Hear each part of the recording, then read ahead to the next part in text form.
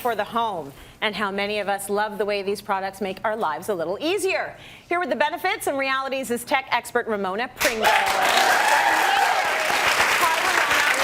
So we're in the tech era, and it's really nice to know that there are a lot, we hear a lot of bad things about tech, but it's nice to know there are a lot of gadgets out there that are going to help us live life a little easier. Harry is a gadget guy. He loves the tech, so he embraces it all. So walk us through what you've brought.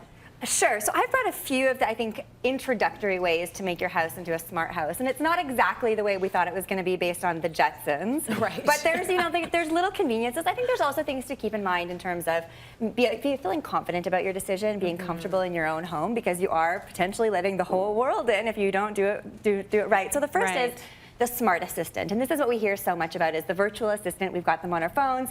Now we've got them in our houses. Yeah. I think the number one benefit is convenience. So for me, the place that you put this is the kitchen, because you're cooking, you want to set a timer, you want help through a recipe, but you've got sticky fingers. And I know I have so many recipe books that have, sticky little edges, right? Saucy, cookie dough, whatever it is. So this is just a way of saying, so-and-so, and I won't say the name because it'll trigger the devices of all of them in people's houses, been there.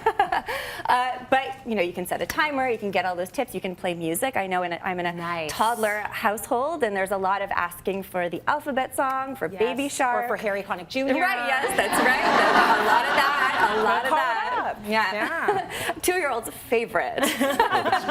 Obviously.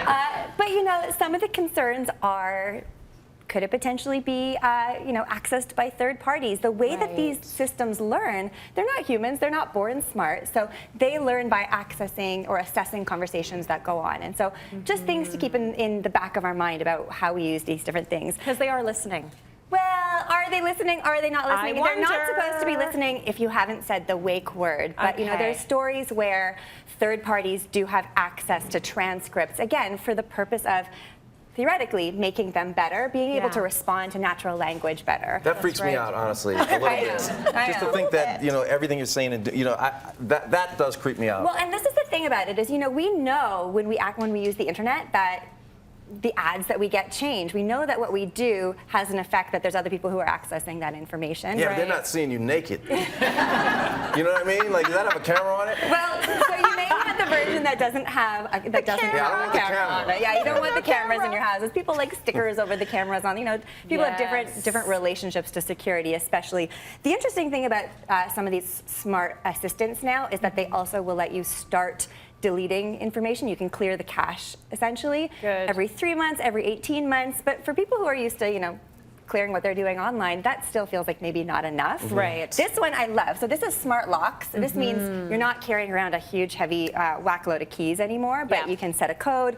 What's convenient about it is, let's say you have visitors coming, you can set their own code, so they don't need to know your code. You don't have to worry about them forgetting to give you back your key. And if they leave, you can get rid of that code so they don't still have access to it.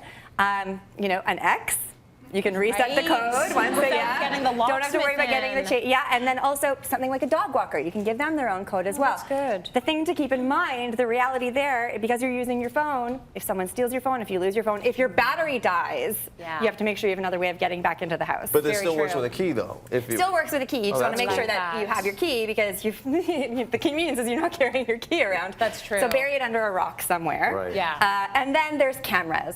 So we know how you feel about cameras. Although this is cameras, one of these, some of these cameras are for outside of the house.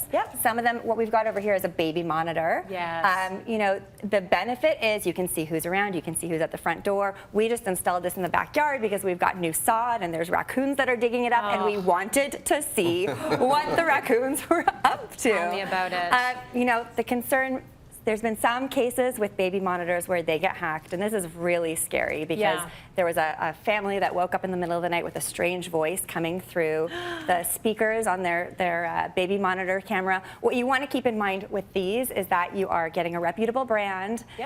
You also want to make sure that there are settings where you can reset the password, that you're not just using factory settings, because those are the ones that hackers will know. Those float around the internet, those sort of, just the factory default settings. So you always want to make sure that if there are settings, if you can register your device so you can find out if there's like a security patch or anything like that. If you're going to use these tools, I think it's best to know what some of the concerns are so that you can go into it safely and informed. So my takeaway is, Harry, keep your clothes on if you have the cameras on. Okay?